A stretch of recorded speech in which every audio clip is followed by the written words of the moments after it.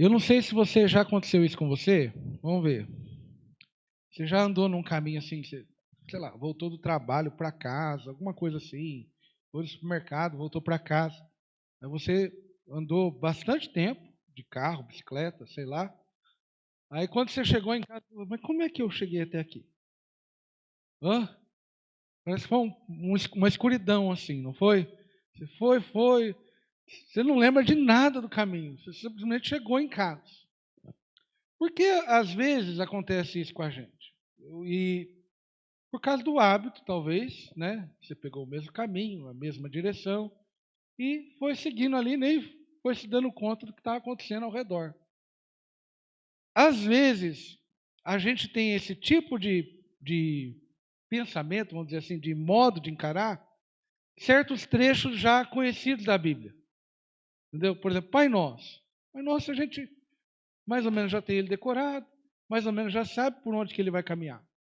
Então, nessa manhã, nesses dois períodos, eu quero jogar uma luz diferente. Você ficar um pouco atento a esse caminho, que talvez você passou desapercebido por várias coisas ali no meio. E como você prestando atenção nesse caminho, vai mudar o modo como você vai caminhar daqui em diante. A oração do Pai Nosso, ela ficou confortável para nós. Mas se a gente for ver ela de pertinho, ela não é tão confortável assim.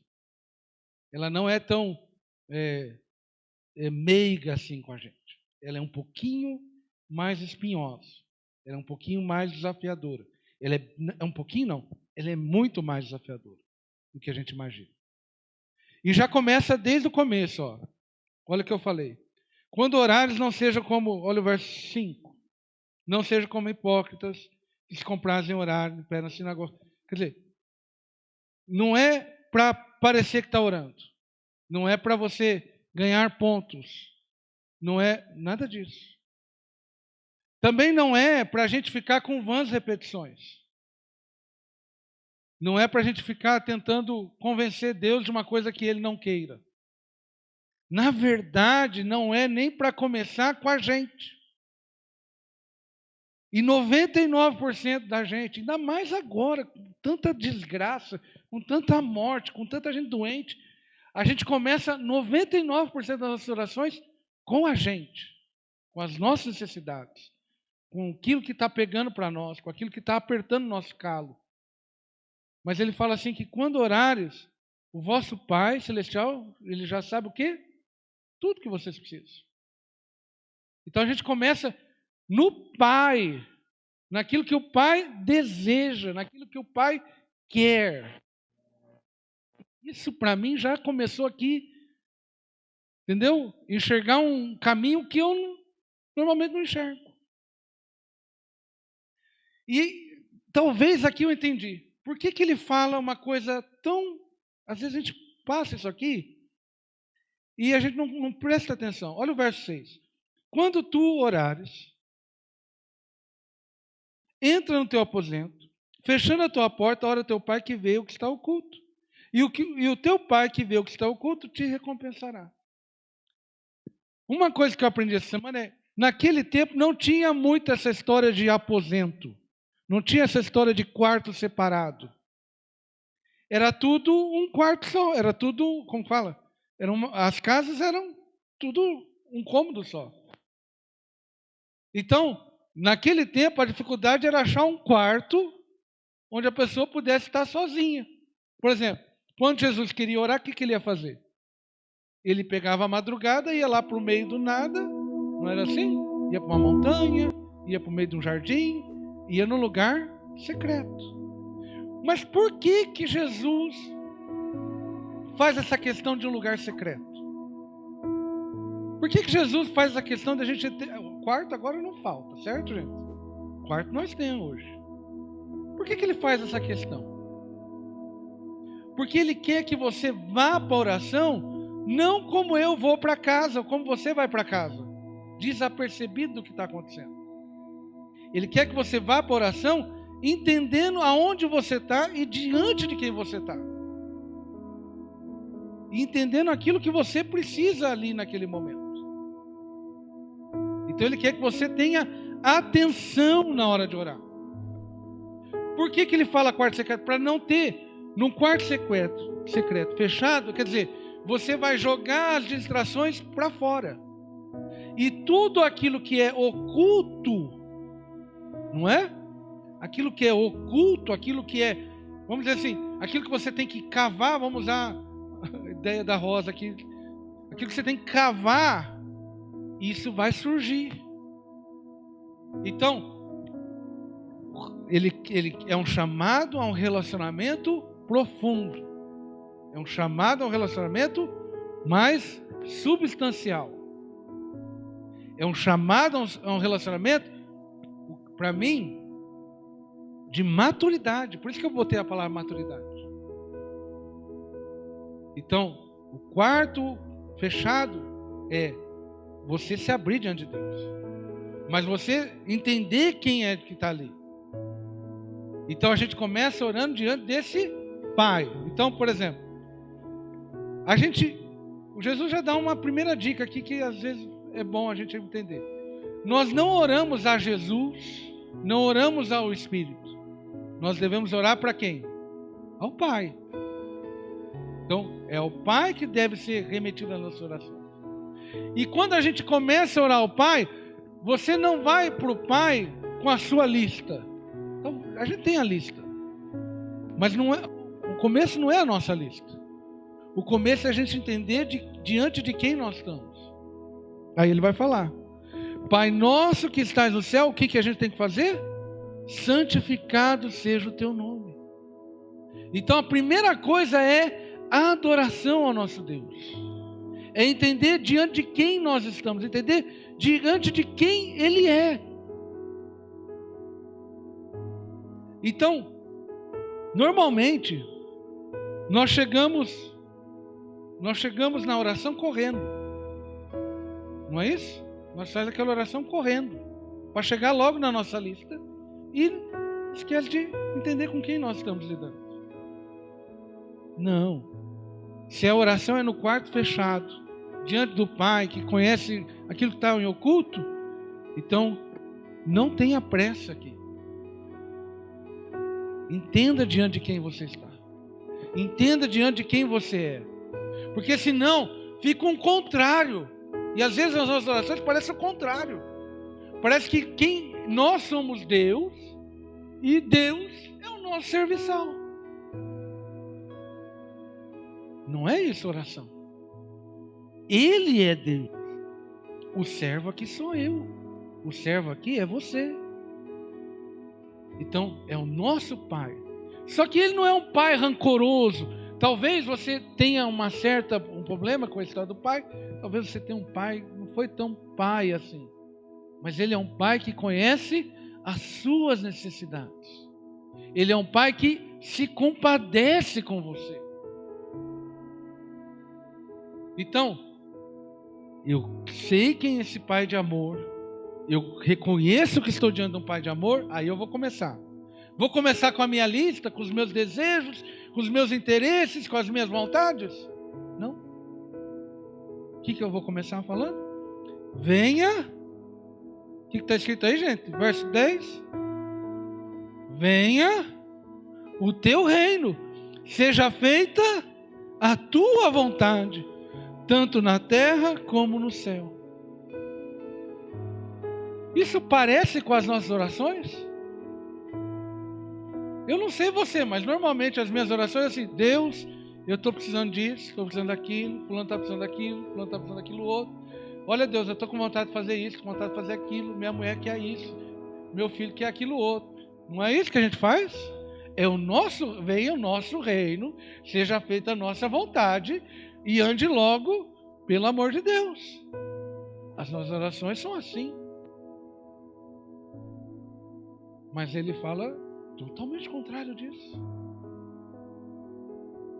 Quando a gente entende diante de quem nós estamos, só há uma postura, a postura de submissão. Se você imagina, vamos pensar, gente. Eu estou lá no meu quarto, fechado, orando.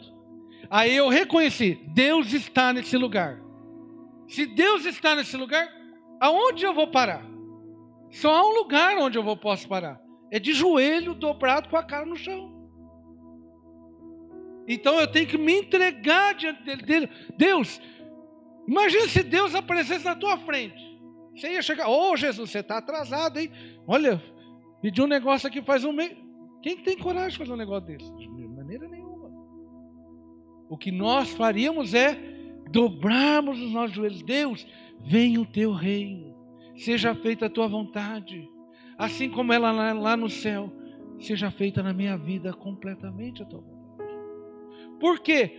Porque só quando eu e você nos submetemos à vontade de Deus, nós vamos encontrar realmente liberdade.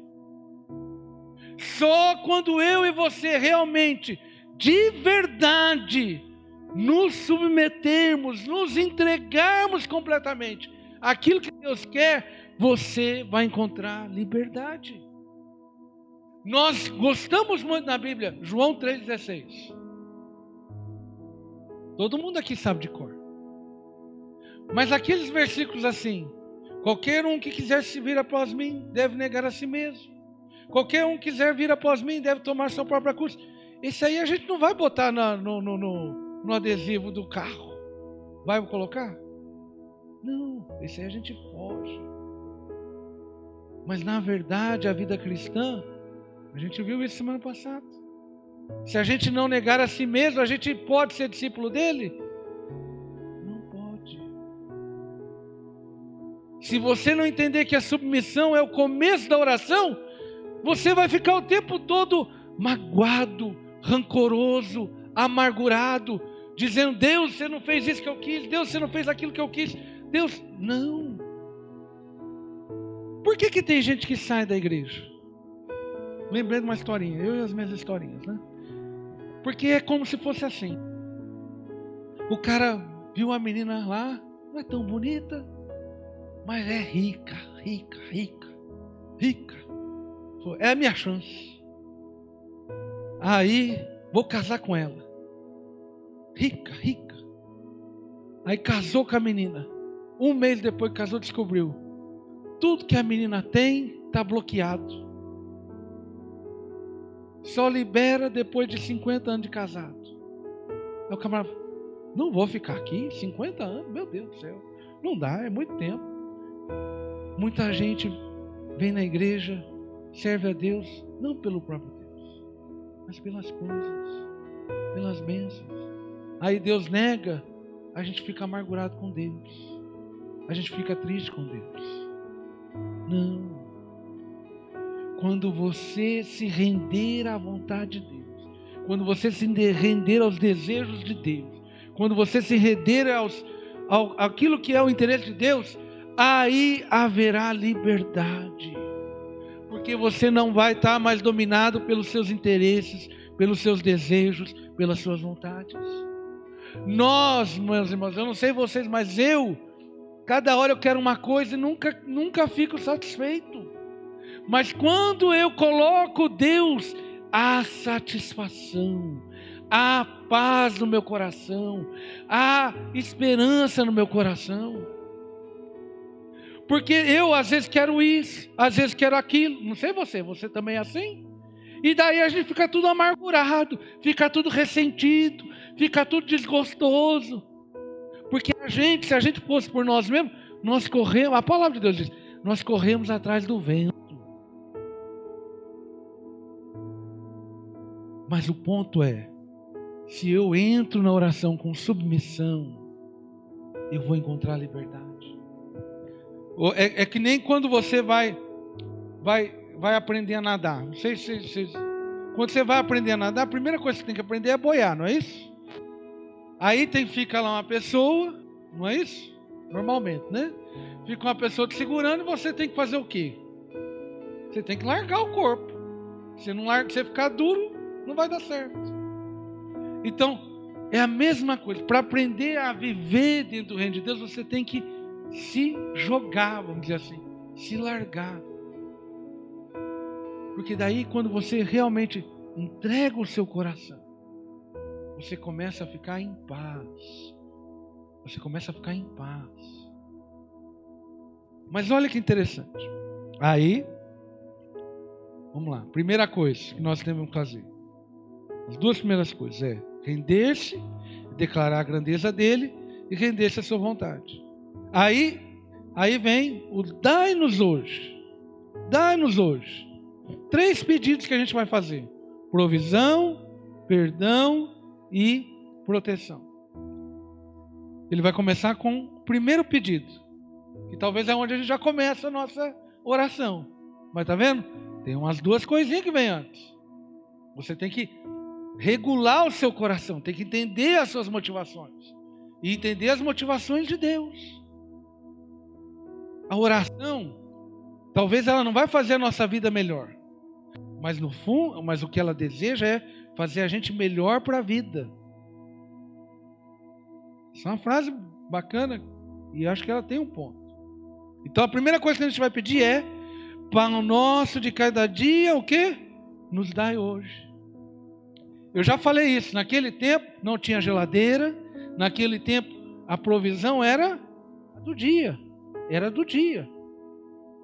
Então, quando Jesus fala isso, na hora, o que vai à mente daquele povo?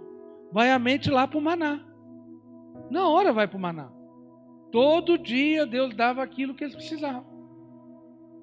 Hoje, nós vivemos uma cultura de superabundância. Nós vivemos uma cultura de abundância. Então, quando as coisas chegam até nós, a gente não dá tanto valor. Se bem que é fácil a gente entender isso.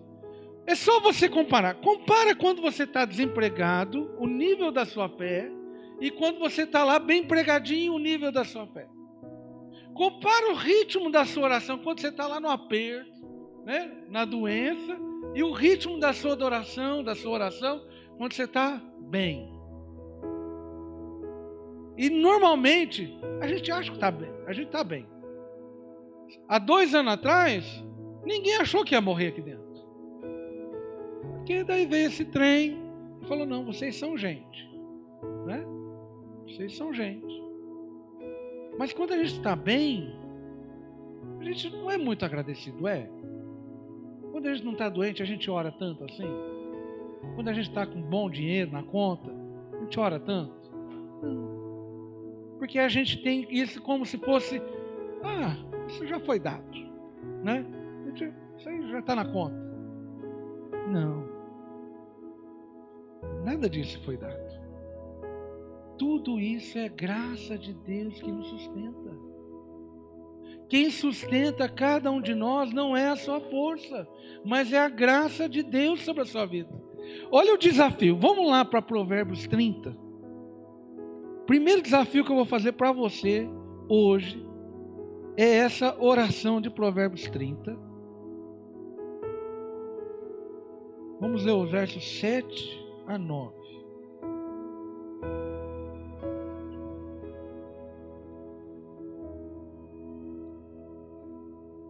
Então vamos lá. A gente começa reconhecendo quem é Deus, aí a gente se submete a Deus, e agora, mais do que pedir, você tem um reconhecimento da sua dependência de Deus aqui. Olha o que diz Provérbios 30, do 7.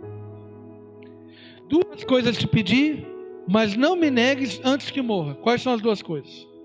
Afasta de mim a vaidade e a palavra mentirosa. Não me des a pobreza, nem a riqueza. Mantém-me no pão da minha porção acostumada. Será que a gente tem coragem de fazer essa oração, gente? Não deixe eu ser nem rico, não deixe eu nem ser pobre, mas me dê aquilo que eu preciso. Por quê? Para que porventura de farto não te negue e diga: quem é o Senhor? Ou, empobrecendo, venha furtar e lance mão do nome de Deus. O que Salomão está dizendo aqui? Salomão não, Agur. Se eu ficar muito rico, eu vou fazer o quê? O que vai acontecer comigo? Quem é Deus? Olha aqui, olha quanto que eu tenho. Está tranquilo, né?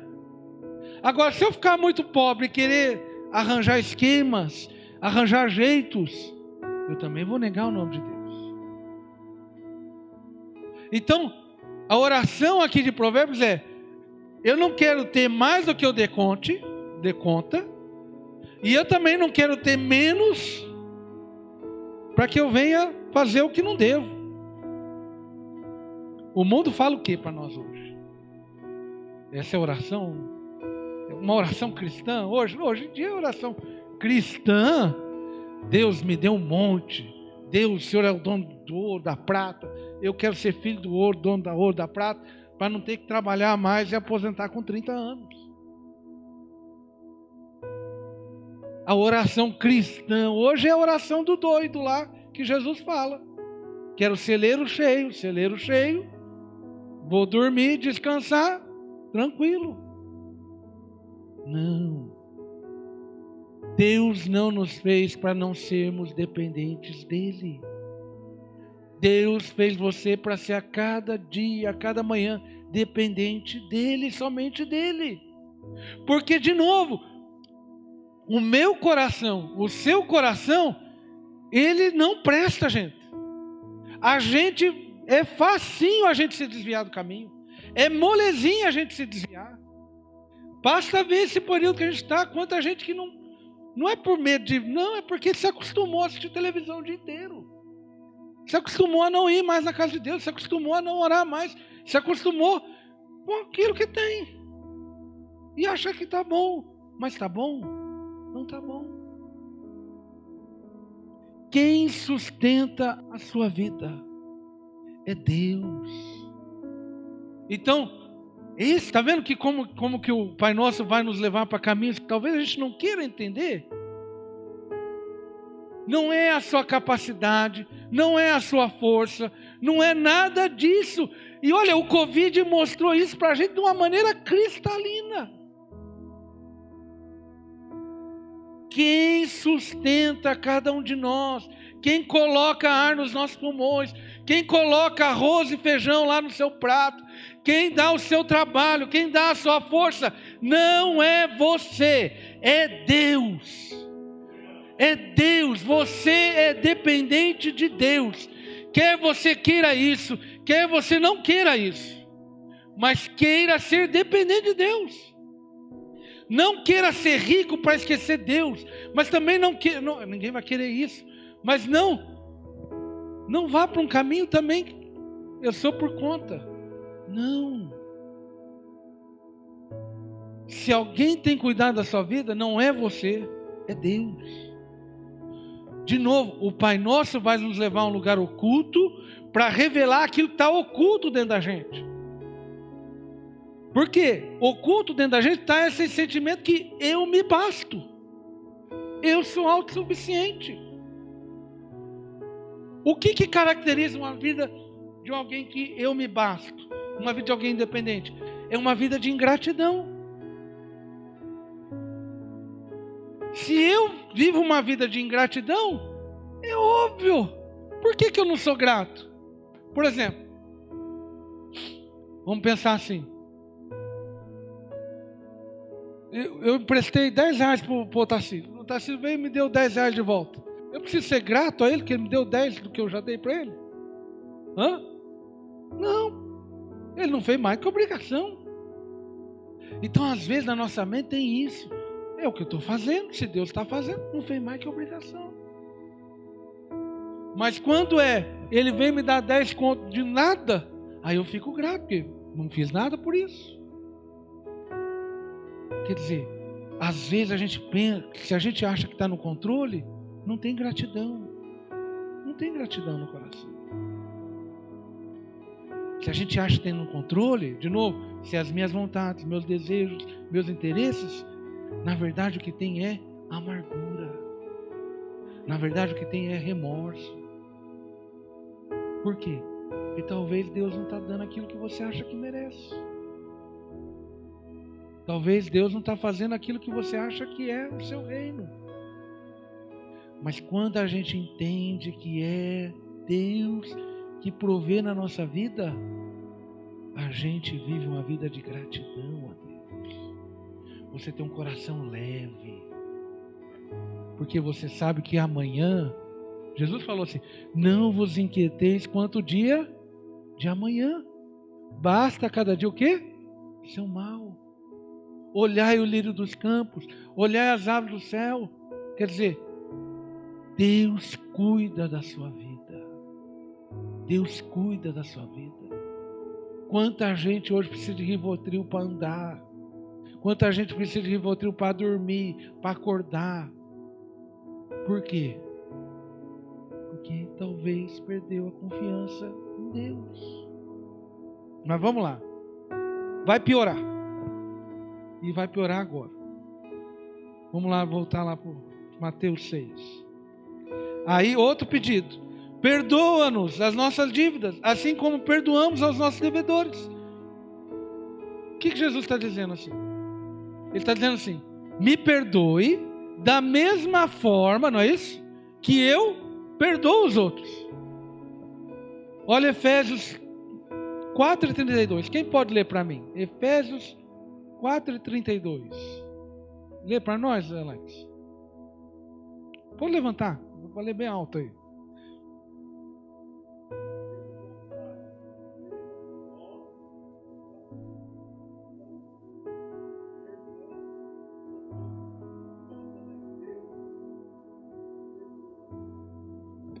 Normalmente o perdão a gente pensa assim, quando fulano, vamos lá de novo com o Otacílio aqui.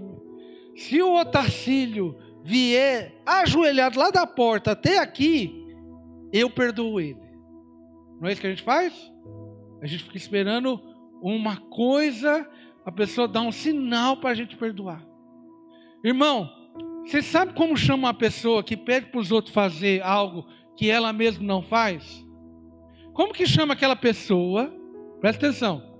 Como que chama aquele tipo de pessoa que pede para os outros fazer uma coisa que ela mesma não faz? Vocês lembram? Exatamente. É hipócrita o nome da palavra. Então, se eu peço para Deus me perdoar e eu não perdoo, o que eu sou?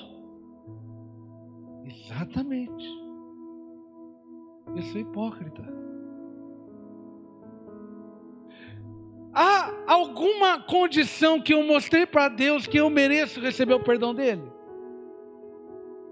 Você deu um sinal assim, você foi arrastando o joelho desde a porta para que Deus perdoasse você? Não. A Bíblia diz que Deus morreu por nós, sendo nós ainda o quê? Pecadores. Pecadores. A Bíblia diz que Deus não nos levou em conta as nossas ofensas. Então, quando Deus te perdoou, Ele não foi lá, será que o Tarcílio é bonzinho? Será que o Alan é bonzinho? Não. Ele simplesmente fez o quê? Perdoou. Então, às vezes a gente fica, como que é? A gente fica vendo o que Deus está fazendo no coração da outra pessoa para a gente tomar uma iniciativa. Não, veja o que Deus está fazendo no seu coração. Veja o que Deus está fazendo na sua vida. Aí, o que Deus vai fazer na vida dos outros é consequência. Porque a gente fica assim, não, vou ver se o fulano melhorou, daí eu vou perdoar. Vou ver se a ciclano não faz mais isso, daí eu vou perdoar. Não, veja o que Deus está fazendo na sua vida. Veja o que Deus está operando dentro do seu coração. No oculto, Deus vai transformar a sua vida e vai te dar poder, vai te dar capacidade para poder perdoar. Porque, tá vendo, é toda uma sequência de maturidade. Eu chego, é Deus, então eu vou me ajoelhar. Então vem o teu reino.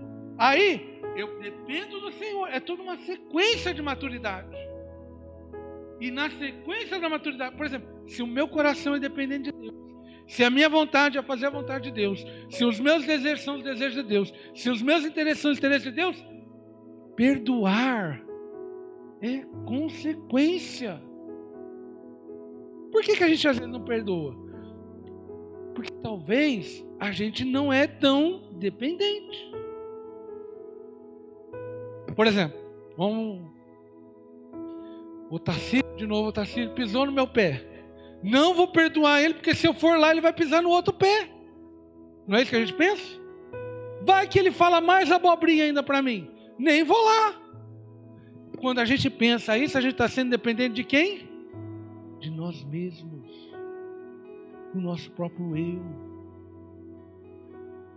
do nosso próprio ego.